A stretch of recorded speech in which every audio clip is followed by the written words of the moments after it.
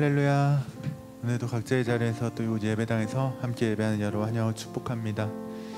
오늘도 온전한 예배 주께 드리며 주의 은혜 안에 거하는 시간 되길 소원합니다. 우리 함께 천사 찬송하기를 같이 찬양하도록 하겠습니다.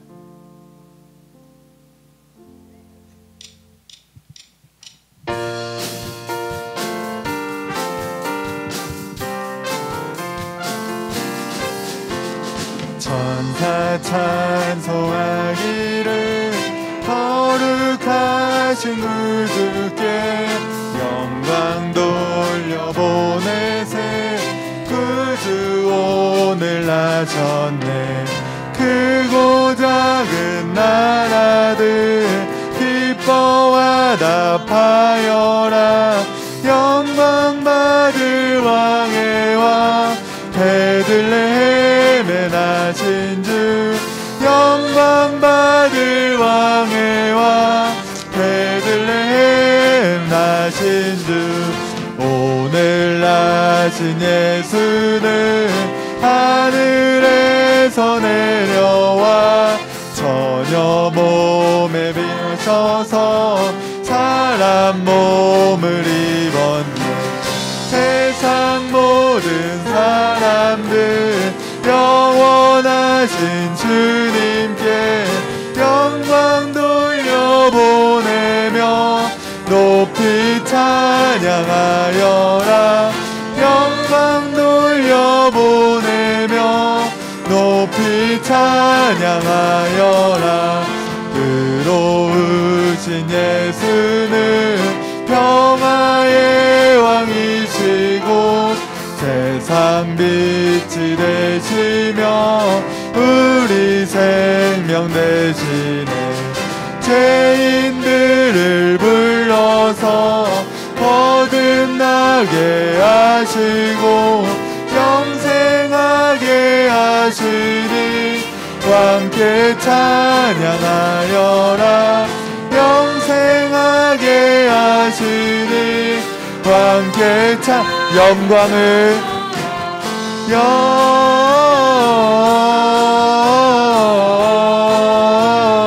영광을 높이 계신 주께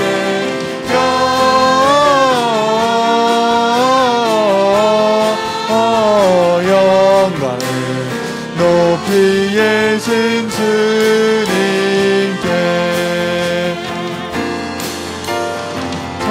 천사들의 노래가 하늘에서 들리니 창과들이 기뻐서 메아리쳐 울린다.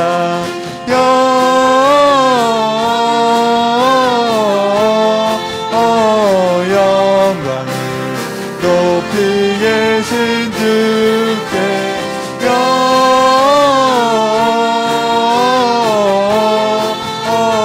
영광을 높이 계신 주님께. 한밤중에 목자들 저희 양떼 지킬 때 아름다운 노래가 청하게 들린다.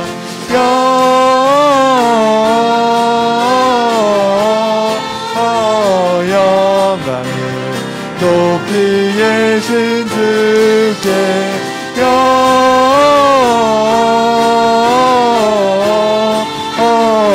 영광을 높이 계신 주. 영광을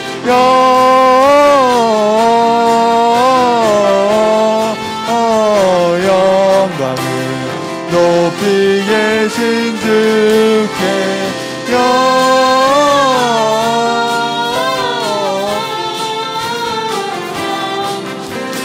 높이 계신 주님.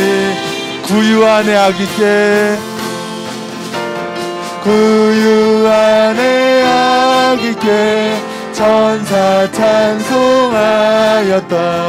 우리들도 주님께 기쁜 찬송 부르자.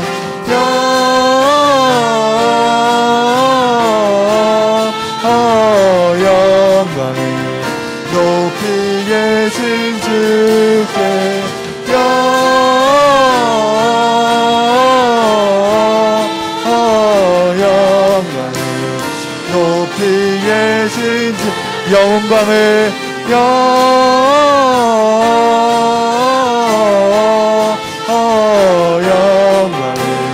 높이 계신 주께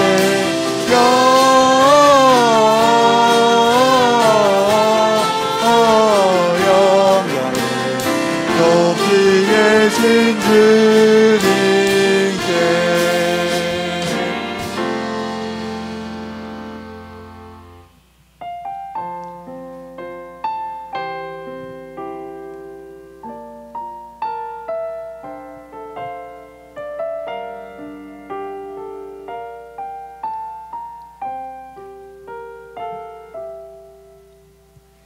생명과 바꾼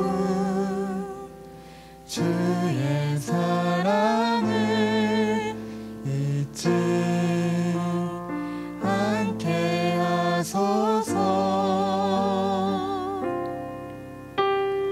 나를 위해 흘렸던 주의 눈물 잊지 않게 하소서. 감사합니다. 감사합니다.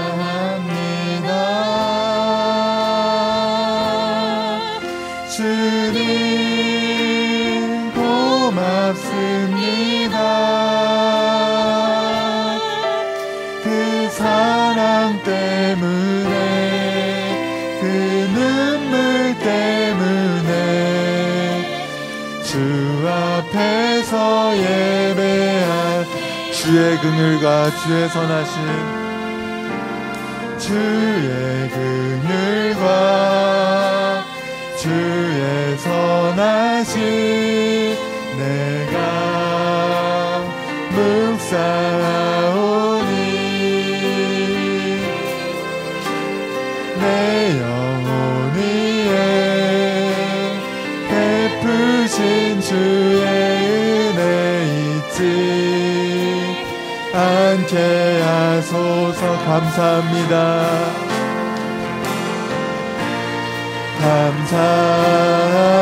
감사합니다. 주님 고맙습니다. 그 사랑 때문에 그 눈물 때문에 주 앞에서의 감사합니다.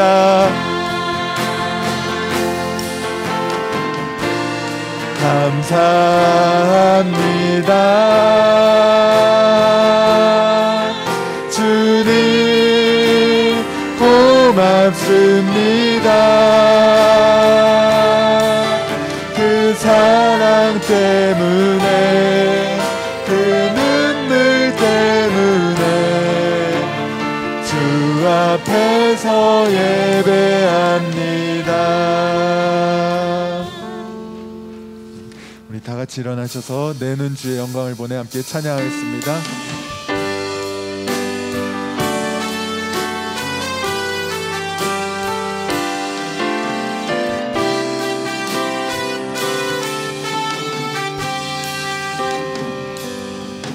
내는 주의 영광을 보내 우리 가운데 계신 주님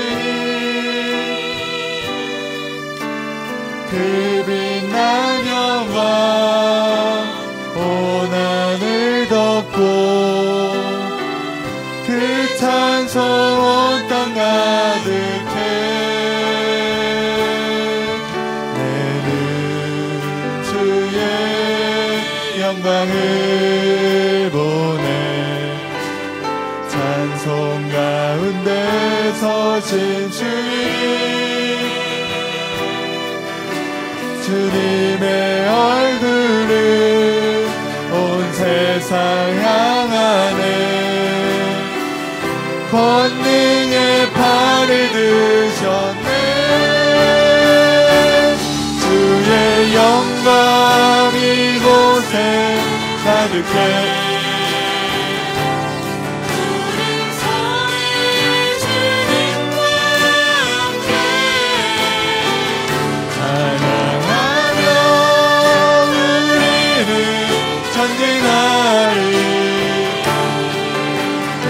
모든 열방 죽을 때까지 모든 열방 죽을 때까지 모든 열방 죽을 때까지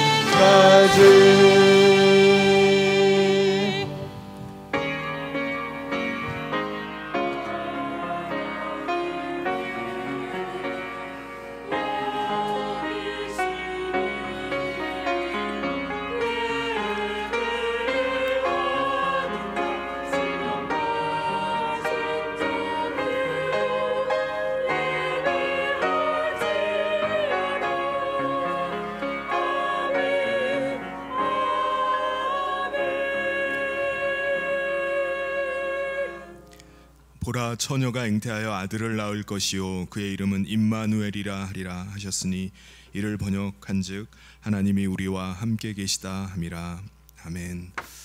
사랑이 많으신 하나님 아버지, 아들 예수 그리스도를 이 땅 가운데 보내주시고 그 십자가의 대속의 은혜로 우리를 구원하여 주셔서 하나님의 자녀 삼아 주시고 또 오늘도 하나님의 아들이 우리와 함께 하심을 날마다 느끼며 또 살게 하심을 감사합니다.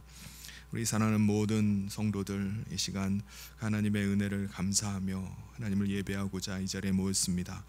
하나님, 우리의 예배를 기뻐 받아주시고 흠양하여 주시옵소서. 하나님만이 영광 받아주시고 하나님만이 우리의 경배를 받아 주시옵소서. 주께서 모든 예배를 주장하시고 또 인도하여 주시기를 간절히 소원하며 예수님 이름으로 기도하옵나이다. 아멘.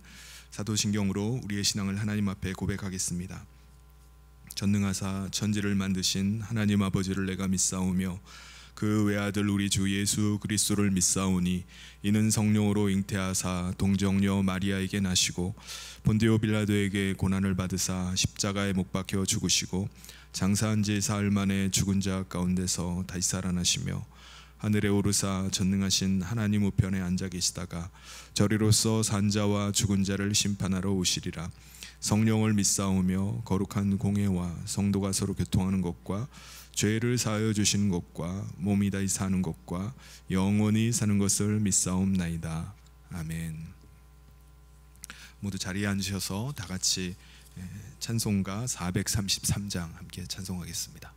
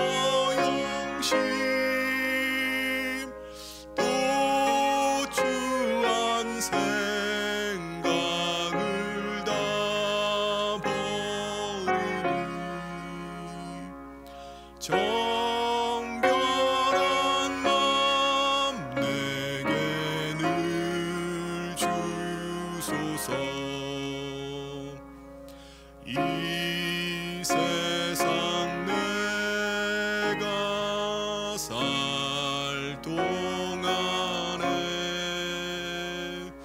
주께로 날마다 더 가까이 저 배는 천국 나 들어가 한없는 복락을 다 얻도록 풍성한 은혜를 주옵소서.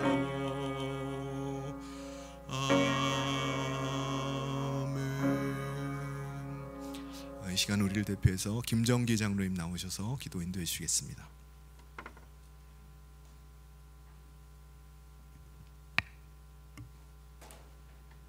사랑과 은혜가 풍성하신 하나님 아버지, 이 시간 저희들에게 이렇게 하나님을 찬양과 감사로 예배할 수 있도록 축복하심을 감사하고 찬양을 드립니다.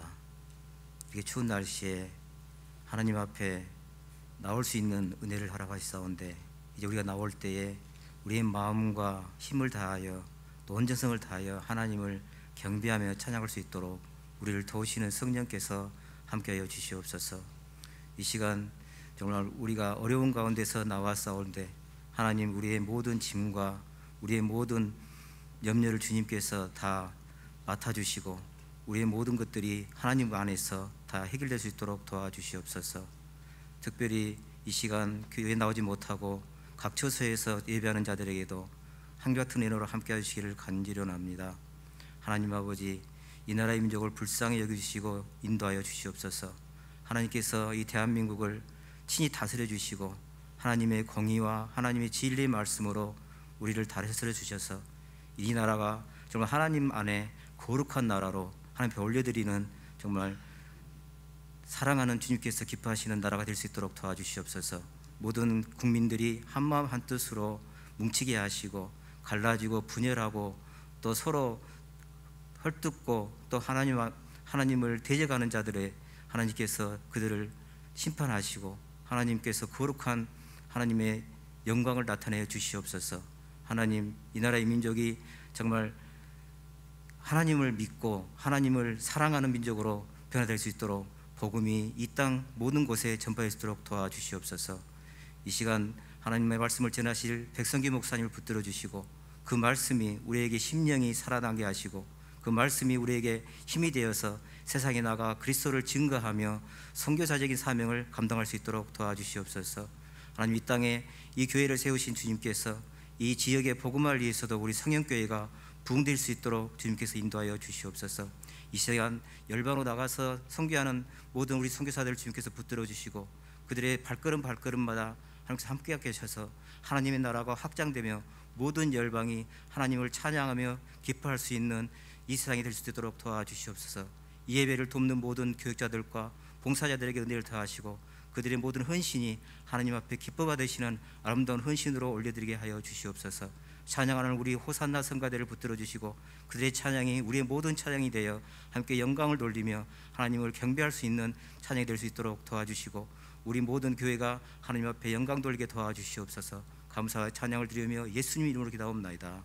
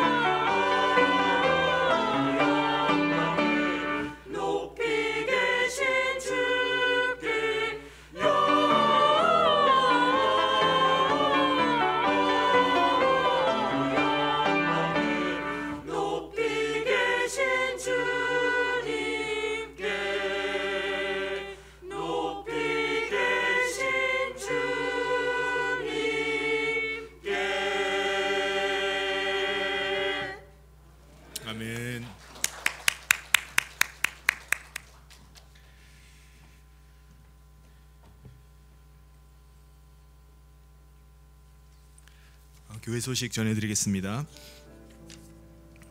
성현교회 처음 나오신 여러분을 주님의 이름으로 환영하고 축복합니다. 예배 후에 새가족실에서 함께 인사를 나누고 가시길 바랍니다.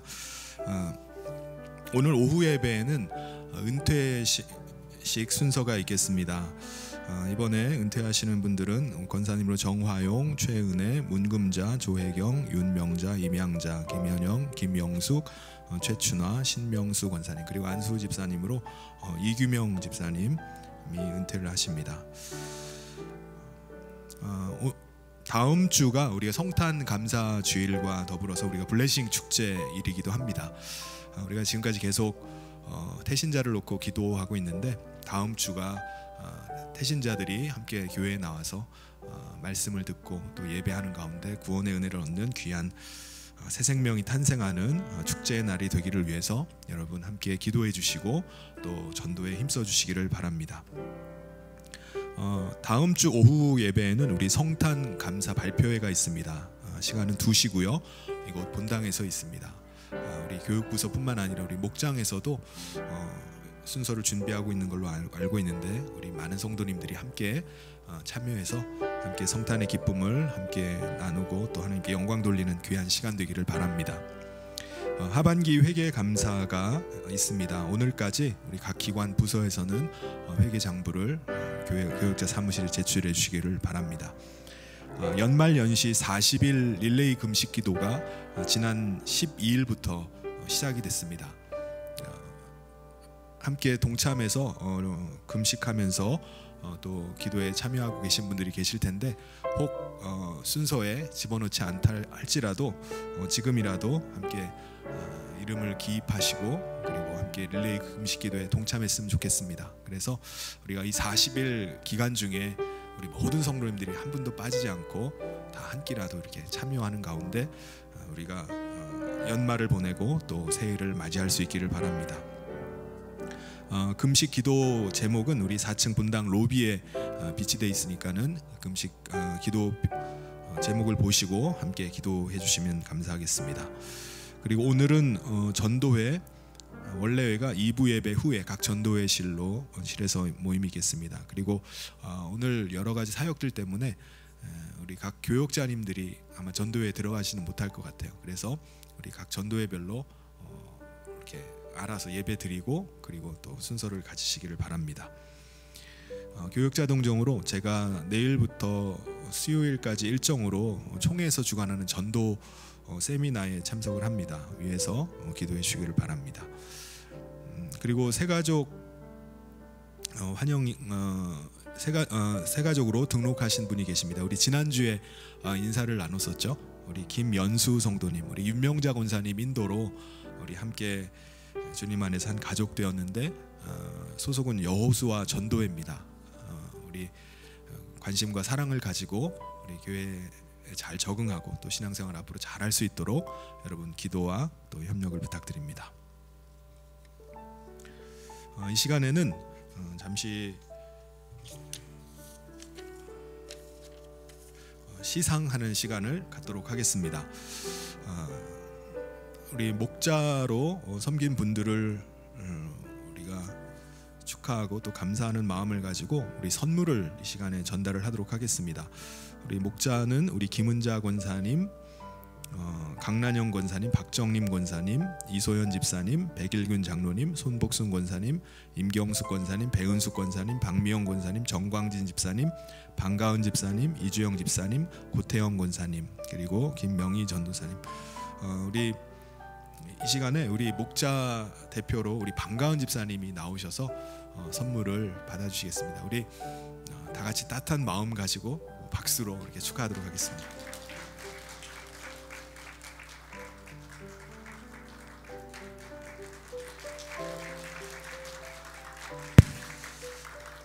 이어서 올 1년 동안 우리 성경을 다독하신 분들을 또 축하하고 축복하는 시간을 갖습니다. 올해 성경 통독을 다 참여하신 분들은 2독을 하셨을 텐데 특별히 10독 이상을 하신 분들이 계세요. 우리 신임순 권사님이 12독을 하셨고요. 그리고 손복순 권사님께서 10독을 하셨습니다. 그리고 삼독 이상 하신 분들도 있는데요. 모두 12분인데 삼독 하신 분이 윤양식 장로님, 윤명자 권사님, 최은희 권사님, 양경모 집사님, 구자영 권사님, 최은혜 권사님, 박민호 집사님, 최윤아 집사님, 그리고 사독 하신 분이 김정기 장로님, 문금자 권사님, 이주영 집사님, 그리고 오독 하신 분이 나창화 집사님이십니다. 이 시간에 10독 이상 하신 분들에게 또 특별한 선물을 드리고요. 그리고 3독 이상 하신 분들에게도 선물을 드리도록 하겠습니다. 대표로 우리 신임순 권사님, 손복순 권사님 앞으로 나와 주시기 바랍니다.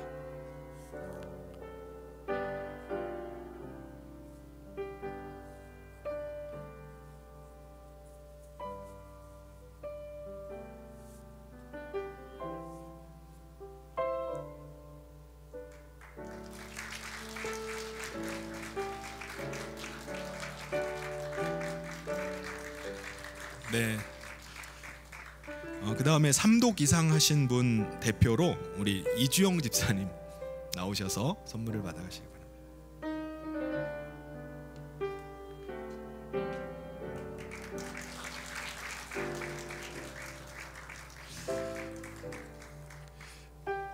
네, 다 선물을 드리면 좋겠지만은 우리 큰 선물은 우리 하나님께 받을 수 있기를 바랍니다. 네, 축하드리고요. 함께 열심히 참여해 주셔서 감사를 드립니다. 오늘 하나님께서 우리에게 주신 말씀 함께 읽도록 하겠습니다. 요한복음 6장 41절부터 51절까지 말씀을 제가 봉독하겠습니다. 자기가 하늘에서 내려온 떡이라 하심으로 유대인들이 예수에 대하여 수군거려 이르되 이는 요셉의 아들 예수가 아니냐, 그 부모를 우리가 아는데 자기가 지금 어찌하여 하늘에서 내려왔다 하느냐. 예수께서 대답하여 이르시되 너희는 서로 수군거리지 말라. 나를 보내신 아버지께서 이끌지 아니하시면 아무도 내게 올 수 없으니 오는 그를 내가 마지막 날에 다시 살리리라. 선지자의 글에 그들이 다 하나님의 가르치심을 받으리라 기록되었은즉 아버지께 듣고 배운 사람마다 내게로 오느니라. 이는 아버지를 본 자가 있다는 것이 아니니라 오직 하나님에게서 온 자만 아버지를 보았느니라. 진실로 진실로 너희에게 이르노니 믿는 자는 영생을 가졌나니 내가 곧 생명의 떡이니라. 너희 조상들은 광야에서 만나를 먹었어도 죽었거니와 이는 하늘에서 내려오는 떡이니 사람으로 하여금 먹고 죽지 아니하게 하는 것이니라. 나는 하늘에서 내려온 살아있는 떡이니 사람이 이 떡을 먹으면 영생하리라. 내가 줄 떡은 곧 세상의 생명을 위한 내 살이니라 하시니라. 아멘. 여러분, 예수님께서는 오병이어의 기적을 행하신 적이 있었습니다. 예수님을 따라다니던 많은 사람들이 밥을 굶으면서까지도 예수님을 따라다니면서 예수님의 말씀을 듣고 예수님이 행하신 이적을 보기를 원했어요. 그러다 보니까 예수님께서 그들을 보시고 불쌍히 여기시고 오병이어의 기적을 행하셔서 약 2만 명이나 되는 사람들을 예수님께서 먹여주셨습니다. 여러분, 예수님께서 이 오병이어의 기적을 그냥 우연히 하다 보니까 행하신 것일까요? 아니면은 이 일을 통해서 뭔가 나타내시고자 의도가 있어서 이 일을 행하셨겠습니까? 여러분, 예수님께서는요 단순히 배고픈 사람 한 끼 식사를 대접하시고자 하시기 위해서 이 오병이어의 기적을 행하신 것이 아니었습니다. 예수님의 이 사건을 통해서 예수님이 누구이신지, 예수님이 이 땅 가운데 왜 오셨는지 이것을 드러내시고자 예수님께서 이 오병이어의 기적을 행하셨던 것입니다. 예수님은 누구시죠?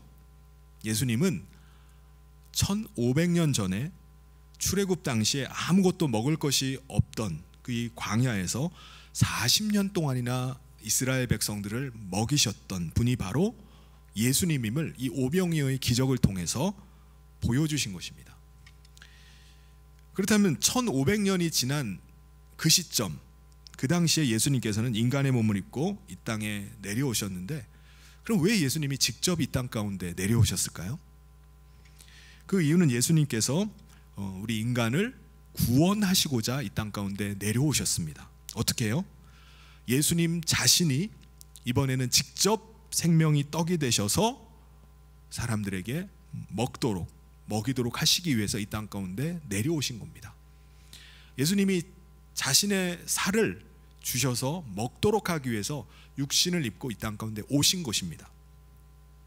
그래서 예수님께서 사람들에게 뭐라고 말씀하시죠? 나는 하늘에서 내려온 떡이다 라고 말씀하셨습니다. 근데 사람들은 예수님께서 나는 하늘에서 내려온 떡이다 라고 말씀하시자 이 말씀을 이상하게 듣는 겁니다. 41절에 보면은 자기가 하늘에서 내려온 떡이라 하심으로 유대인들이 예수에 대하여 수군거려. 사람들이 갑자기 웅성웅성 수군거리기 시작하는 겁니다. 사람들이 왜 이렇게 수군거리고 웅성댈까요? 예수님께서 지금 말도 안 되는 소리를 지금 하고 계시니까 이게 도대체 무슨 소리를 하는 거냐라고 하면서 욕을 하고 투덜거리고 있는 것입니다. 여러분, 사람들이 듣기에 좀 거리끼는 말이 뭐죠? 사람들이 받아들이기 어려운 말이 무엇입니까? 사람들은요, 예수님께서 하늘에서 내려오셨다라고 말을 하니까 이 말이 거슬리는 거예요. 이 말을 받아들이지를 못하는 겁니다. 왜요? 42절에 보면은 이르되 이는 요셉의 아들 예수가 아니냐, 그 부모를 우리가 아는데 자기가 지금 어찌하여 하늘에서 내려왔다 하느냐. 사람들이 뭐라고 수군거리는 거죠? 아니, 자기가 어떻게 하늘에서 내려와? 우리가 뻔히 자기 아버지가 요셉이고 어머니가 마리아인 걸 우리가 아는데 자기가 어떻게 하늘에서 내려온 하나님의 아들이라고 말할 수 있는 거야? 말이 돼야지 믿지 라고 수군거리는 것입니다.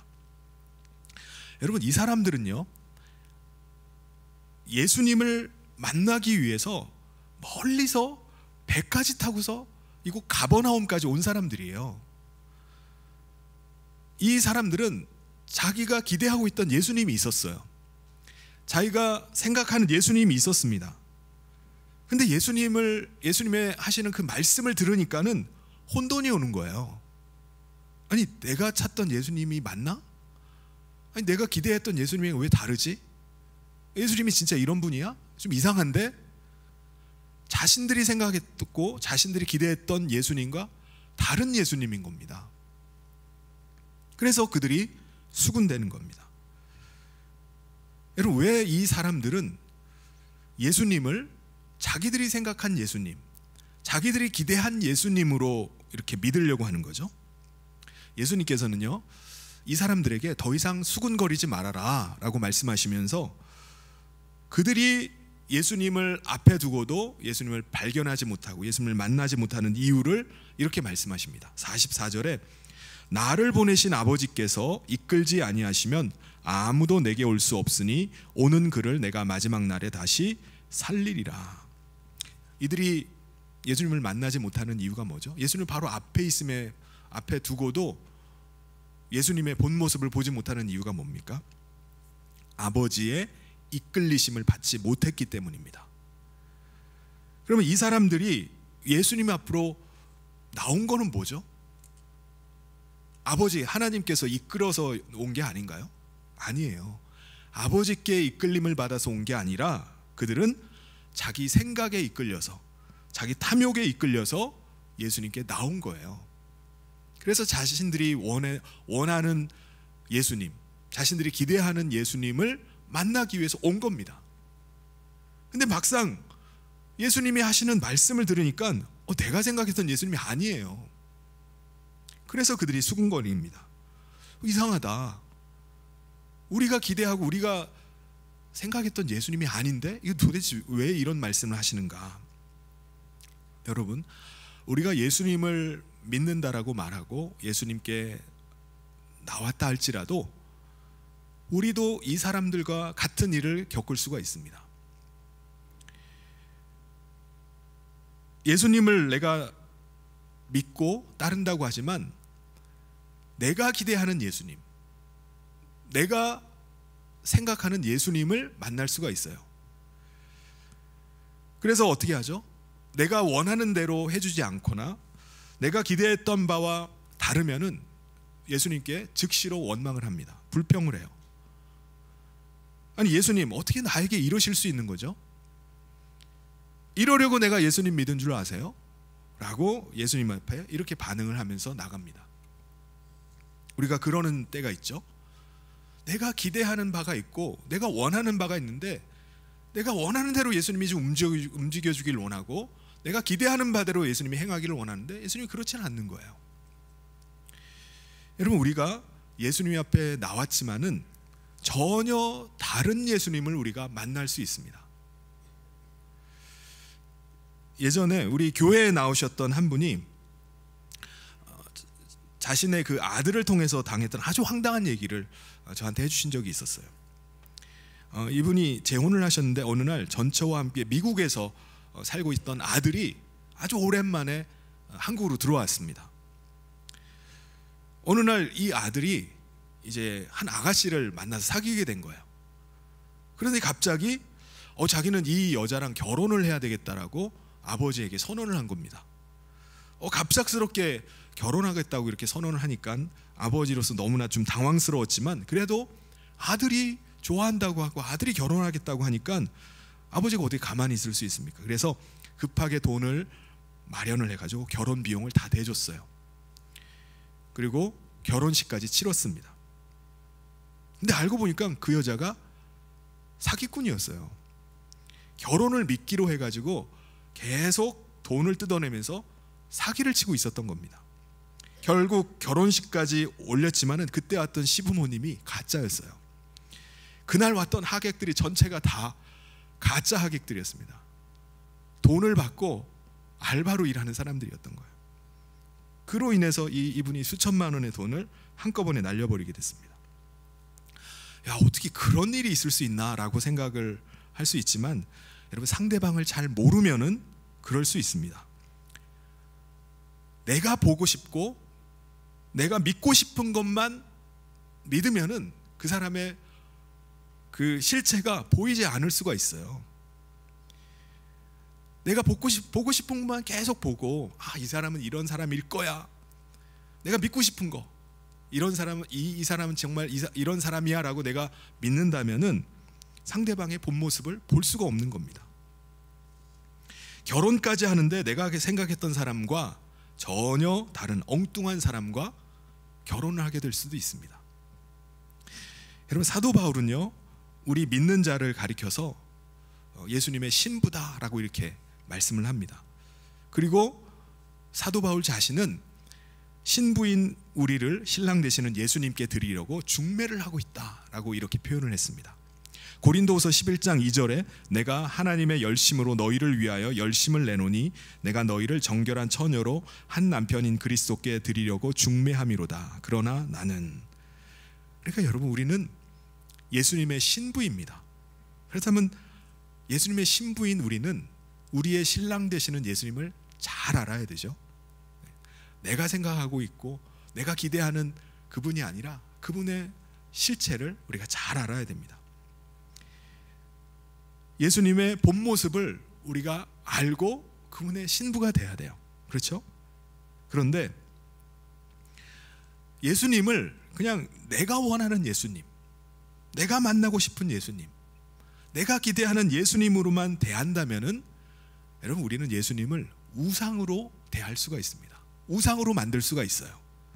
사도 바울은 하나님을 우상으로 만들지 말라고 말했습니다. 여러분, 우리가 하나님을 우상처럼 만들 수 있어요. 예수님을 우상으로 대할 수가 있습니다.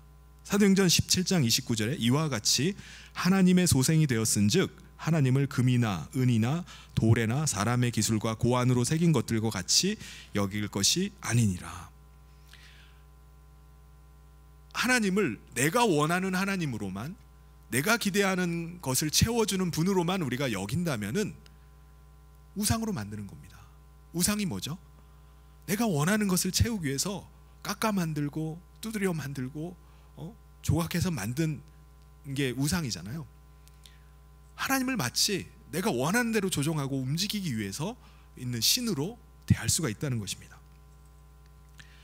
그렇다면은 우리가 참 예수님을 어떻게 우리가 발견하고 그분을 만날 수 있을까요? 45절에서 예수님께서 이렇게 말씀하십니다. 선지자의 글에 그들이 다 하나님의 가르치심을 받으리라 기록되었은즉 아버지께 듣고 배운 사람마다 내게로 오느니라 라고 말씀하셨어요. 예수님께서 말씀하신 선지자의 글이 누구죠? 이사야 54장 13절 말씀입니다. 여기에 내 모든 자녀는 여호와의 교훈을 받을 것이니 내 자녀에게는 큰 평안이 있을 것이며 라고 이렇게 말씀을 합니다. 그러니까 예수님은 지금 선지자들을 통해서 주셨던 그 하나님의 말씀을 듣는 사람마다 예언의 말씀을 들으면은 다 예수님께 올 수밖에 없다는 거예요. 구약에 나오는 선지자들의 모든 예언이 누구를 가리키는 거죠? 예수님을 가리키고 있기 때문에 예수님께 나올 수밖에 없다는 거예요. 여러분, 우리가 그냥 예수님을 하나님의 아들로 믿게 됐나요? 그냥 어떻게 믿어요? 그냥 예수님이 하나님께서 보내신 메시아라고 그냥 믿을 수가 없어요. 선지자들을 통해서 주셨던 그 예언의 말씀들을 보면서 이분이 바로 메시아이시구나, 이분이 바로 약속하신 하나님의 아들이시구나 라는 것들을 우리가 알게 됩니다. 그리고 나서 우리가 믿게 되는 거야. 예수님이 그리스도구나, 예수님이 메시아구나, 예수님이 하나님의 아들이시구나 라고 그분을 믿고 영접하는 것입니다. 그러므로 우리가 믿는 예수님만이 바로 하나님이 보내신 하나님의 아들이십니다. 예수님만이 하나님 보내신 메시아예요. 46절에 이렇게 말씀합니다. 이는 아버지를 본 자가 있다는 것이 아니니라 오직 하나님에게서 온 자만 아버지를 보았느니라. 하나님에게서 오신 예수님만이 바로 메시아이십니다. 그분이 바로 하나님의 아들이시라는 거예요. 근데 만약에 여러분, 우리가 그 예수님을 만나지 못하고 내가 기대하고 있는 예수님, 내가 만나고 싶은 예수님, 내가 생각하는 예수님을 우리가 만나고 있다면, 그것을 믿고 있다면 그건 잘못된 신앙입니다. 우리는 내가 생각하는 예수님, 내가 기대하는 예수님을 만나고 믿는 게 아니라 예수님께서 친히 자신을 증거해 주신 그 예수님을 만나야 돼요. 그 예수님을 우리가 믿고 그분을 모시고 살아야 되는 것입니다. 예수님은 자신을 누구라고 증거하셨죠? 나는 하늘에서 내려온 자다 라고 말씀하셨습니다. 그러면 그 말씀대로 믿어야 되죠. 나는 하나님의 아들이다 라고 말씀하셨습니다. 예수님은 하늘에서 내려오신 분이고 예수님은 하나님께서 보내신 아들이시구나 라고 믿고 영접하는 겁니다. 근데 사람들은요, 예수님께서 하늘에서 내려오신 분이다 라고 말하니까 믿지를 못하는 거예요. 아니, 어떻게 하늘에서 내려와? 어떻게 하나님의 아들이 될 수 있어? 왜 그들이 믿지를 못하죠? 그들에게 선입견이 있었기 때문입니다. 그들이 알고 있는 예수님은 어떤 분이죠? 하나님의 아들이 아니라 요셉의 아들이에요. 마리아의 아들인 것입니다. 그래서 사람들이 예수님을 만나러 그 멀리서 배까지 타고서 그 가버나움까지 와서 예수님을 만나고자 한 것은 하나님의 아들을 만나고자 한 게 아니었어요. 그들은 오병이어의 기적을 행하신 예수님, 자신들에게 떡을 주셨던 그 예수님을 만나기 위해서 오신 것이었습니다. 그 예수님이 누구라는 거죠? 요셉의 아들, 마리아의 아들 예수님을 만나기 위해서 온 겁니다. 그렇다면 여러분, 실제로 하나님의 아들이 어떻게 이 땅 가운데 내려오실 수 있죠? 그리고 우리가 이거 어떻게 받아들여야 되나요? 예수님이 어떻게 이 땅 가운데 오셨다고 성경은 증거하고 있습니까? 처녀 마리아를 통해서 이 땅에 내려오셨다라고 말씀합니다. 누가복음 1장 34절 35절에서 말씀합니다. 마리아가 천사에게 말하되 나는 남자를 알지 못하니 어찌 이 일이 있으리이까? 천사가 대답하여 이르되 성령이 내게 임하시고 지극히 높으신 이의 능력이 너를 덮으시리니 이러므로 나실 바 거룩한 이는 하나님의 아들이라 일컬어지리라. 사람들은 이게 어떻게 가능하지? 마리아가 혹시 약혼자 요셉 몰래 어디 가서 부정을 저지른 거 아니야? 그래서 임신한 거 아니야? 라고 의심을 합니다. 그런데 성령이 임하시고 하나님의 능력이 마리아를 덮으니까 어떻게 됐다고요? 처녀 마리아가 예수님을 잉태하고 예수님을 낳으신 겁니다. 예수님이 그래서 하나님의 아들이 이 땅 가운데 임하신 것입니다. 여러분, 우리는 하나님은 능치 못함이 없으신 분임을 우리는 믿어야 됩니다. 할렐루야. 그 하나님을 믿는 거예요. 우리 인간에게는 불가능한 일이라 할지라도 하나님에게는 불가능이 없습니다. 누가복음 1장 37절에 대저 하나님의 모든 말씀은 능하지 못하심이 없느니라. 여러분, 이 말씀을 꼭 믿으시기를 바랍니다. 여러분, 하나님께서는요, 과거에도 아브라함과 사라를 통해서 하나님은 능치 못함이 없는 분임을 보여주셨어요. 아브라함과 사라에게 어떤 일이 있었죠? 아브라함의 나이 75세, 그리고 아내 사라의 나이가 65세 때 하나님께서는 너에게 많은 자손을 주실 것이다 라고 약속을 하셨습니다. 그때 그 나이에, 나이가 75세인데 아직 자식이 없었어요. 근데 하나님께서 자식을 주겠다라고 말씀하셨습니다. 그러면 시간을 지체하지 말고 빨리 주셔야죠. 그래야지 임신이 돼서 자식을 낳을 거 아닙니까? 그런데 아무리 기다려도 임신이 안 되는 거예요. 아내 사라가 임신을 못하는 겁니다. 그러자 기다리지 못하고 아브라함이 어떻게 하죠? 자기의 여종 하갈과 관계를 맺어서 자식을 낳습니다. 그렇게 해서 낳은 아들이 이스마엘이에요. 그런데 하나님은 여종 하갈을 통해서 아들을 주시고자 하는 것이었습니까? 아니에요. 아내 사라를 통해서 아들을 주시겠다고 약속하신 것이었습니다. 하나님께서는요, 이스마엘을 낳고 난 다음에 아브라함이 86세가 되었을 때 다시 한번 약속을 주십니다. 내 자손을 하늘의 별과 같이 바다의 모래와 같이 모래와 같이 주겠다라고 약속하셨습니다. 여러분, 이때만 해도요, 사라는 임신이 불가능한 상태였습니다. 왜요? 아내 사라의 경수는 이미 끊어져 버렸기 때문이에요. 경수가 끊어지면 더 이상 배란이 안 되니까 임신이 안 되는 거죠. 그런데 하나님께서는 그때도 이미 불가능한 상태였어요.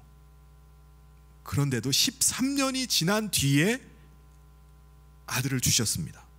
그때 아브라함의 나이가 99세였고 그의 아내 사라의 나이가 85세였습니다. 90세였어요. 이게 무슨 말이죠? 하나님은 능치 못함이 없으신 분이라는 거예요. 할렐루야. 아기를 전혀 낳을 수 없는 사라에게 아기를 임신하게 하셔서 아들을 낳게 하신 하나님은요, 동정녀 마리아를 통해서도 하나님의 아들을 이 땅 가운데 보내신 것입니다. 하나님께서는요, 예수님이 이 땅 가운데 오시기 전에 아브라함과 이 사라라는 두 사람을 통해서, 특별히 경수가 끊어져서 임신이 불가능했던 이 사라를 통해서 이 땅에 예수님께서 처녀를 통해서 오실 것을 미리 증거해 주신 것입니다. 그렇다면 여러분, 자기 자신을 아브라함의 자손이라고 믿고 있었던 유대인들은 하나님은 임신이 불가능한 사라를 통해서 그에게 아들을 주셨다라고 믿는 사람들이에요. 그러니까 자기가 있는 거죠. 자기가 어떻게 있겠습니까? 임신이 불가능했던 사라가 임신을 해서 이삭을 낳고 그의 후손으로 자기들이 있는 거예요. 그러니까 자신들을 아브라함의 자손이라고 믿는 사람들은 임신이 불가능한 사라를 통해서 하나님께서 아들을 주셨다, 하나님은 능치 못함이 없다 라는 사실을 믿는 사람들입니다. 그럼 하나님께서 예수님을 동정녀 마리아를 통해서 이 땅에 보내주셨다는 사실을 왜 못 믿는 거죠? 그들이 자신을 아브라함의 자손이라고 믿는다면은 예수님이 처녀 마리아를 통해서 이 땅에 오신 하나님의 아들이심도 믿을 수 있어야 돼요. 왜요? 하나님은 불가능한 일이 없기 때문에 그래요. 하나님 능치 못함이 없으신 분이기 때문입니다.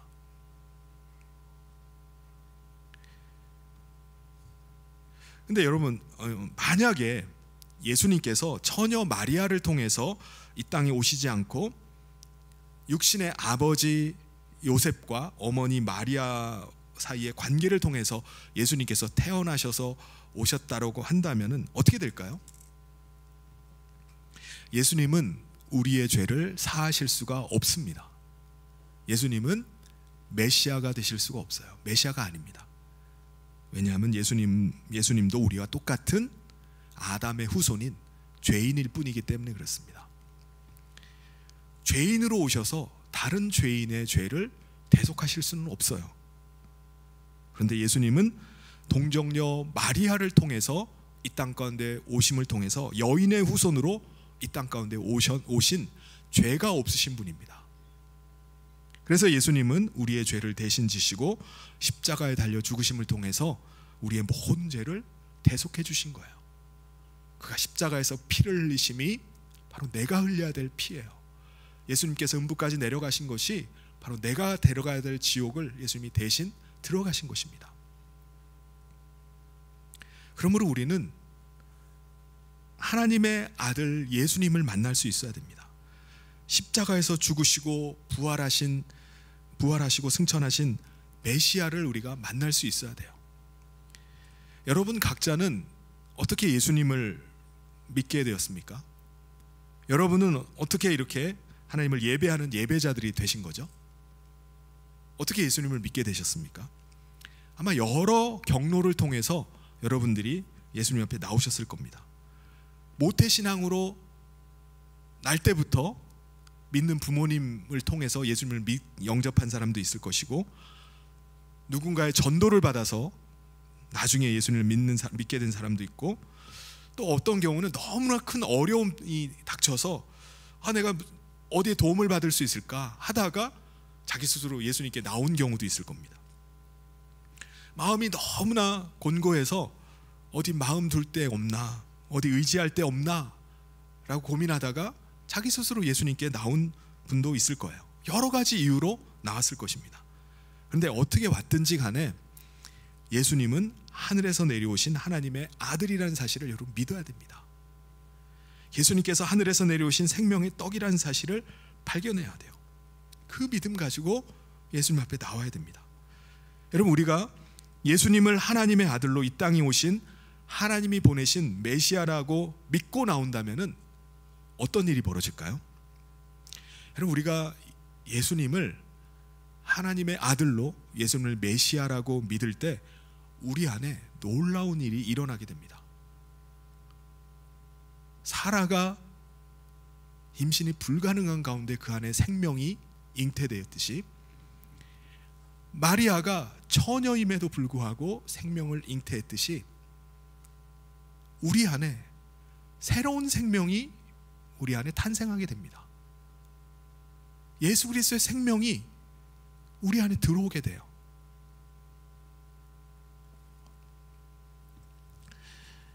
예수님을 하나님의 보내신 하나님의 아들로 믿고 예수님이 나의 죄를 대속해 주신 구원자라는 사실을 믿을 때 예수님이 우리 안에 들어오게 되는 겁니다. 이게 가능한 일인가요? 믿을 때 가능한 거예요. 하나님께서 이 믿음을 통해서 아브라함과 사라에게 생명을 주셨던 것처럼 마리아가 천사의 그 예언의 말씀을 통해서 믿고 자신의 몸을 드렸던 것처럼, 그 가운데서 잉태가 되었던 것처럼 오늘 우리 가운데도 마찬가지입니다. 오늘 우리도 예수님이 하나님의 아들이시고 하나님의 아들이 나를 위해서 피를 흘려 죽으셨다는 사실을 믿을 때 우리 안에 놀라운 생명이, 바로 예수 그리스도의 생명이 우리 안에 잉태가 되는 것입니다. 그래서 예수님이 우리와 함께 하시는 거예요. 우리 안에 사시는 것입니다.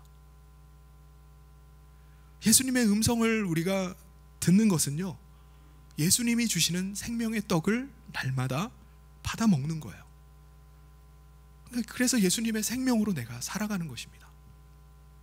근데 그렇지 않고 내가 생각하는 예수님, 내가 만나고 싶은 예수님, 내가 기대하고 있는 예수님만 내가 계속 구하고 바란다면은 우리는 예수님을 통해서 육신의 떡은 먹을 수 있을지 몰라요.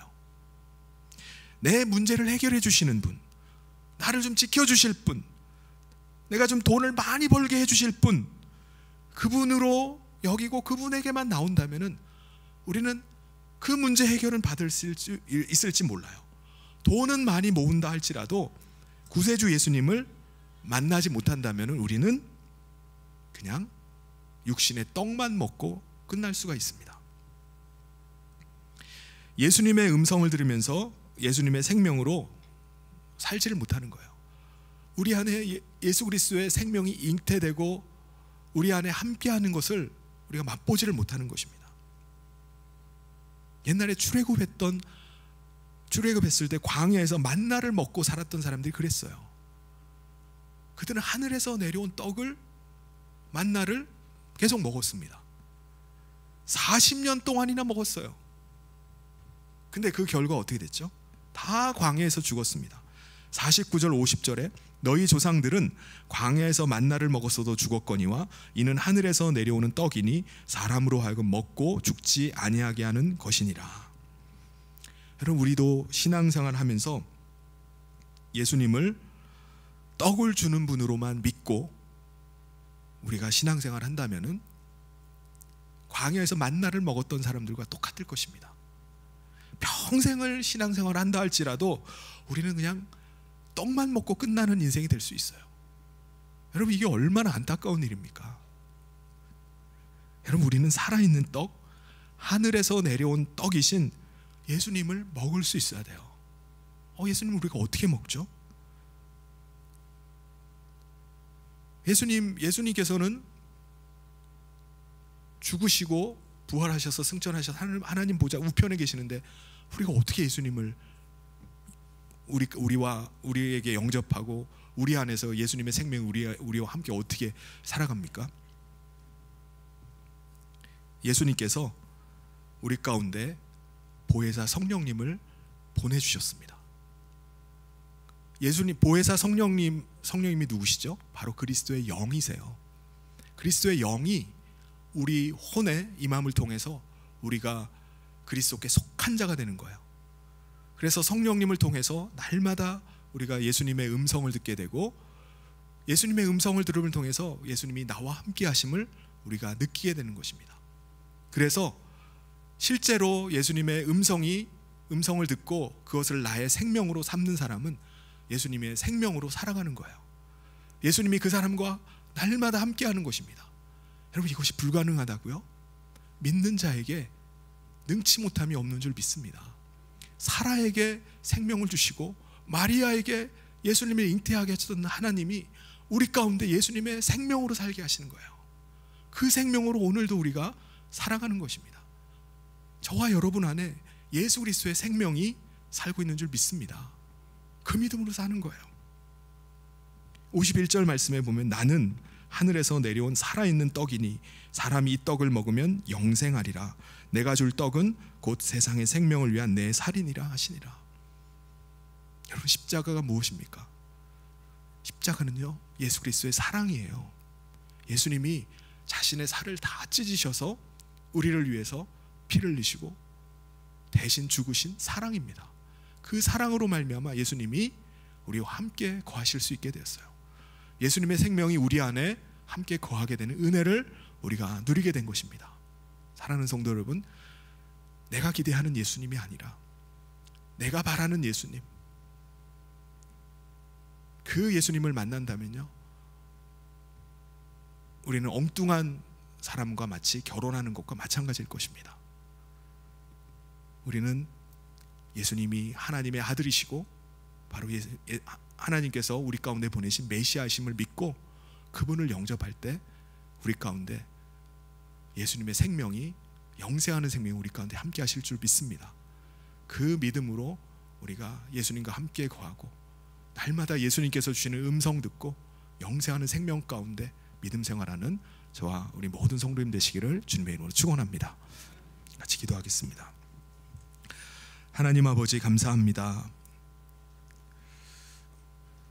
임마누엘의 주님이 이 땅 가운데 임하셔서 우리 안에 함께 하시고 우리에게 영원한 생명을 주심으로 우리가 영생하는 생명 가운데 거하게 하심을 감사합니다.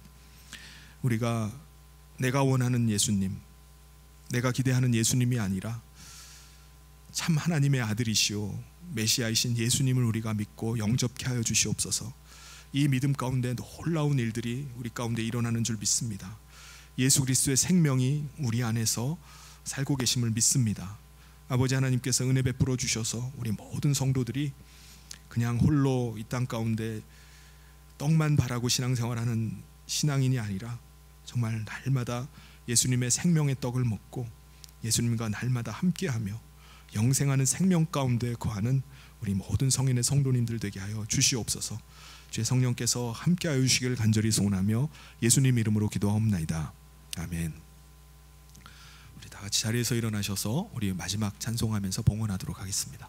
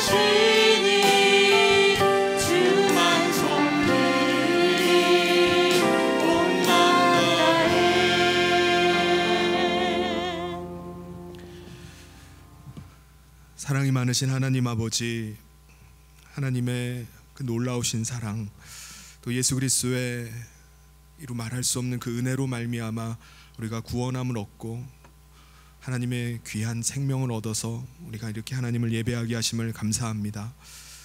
우리 사랑하는 성도들이 그 은혜에 감사하여서 귀한 예물을 하나님 앞에 올려드립니다.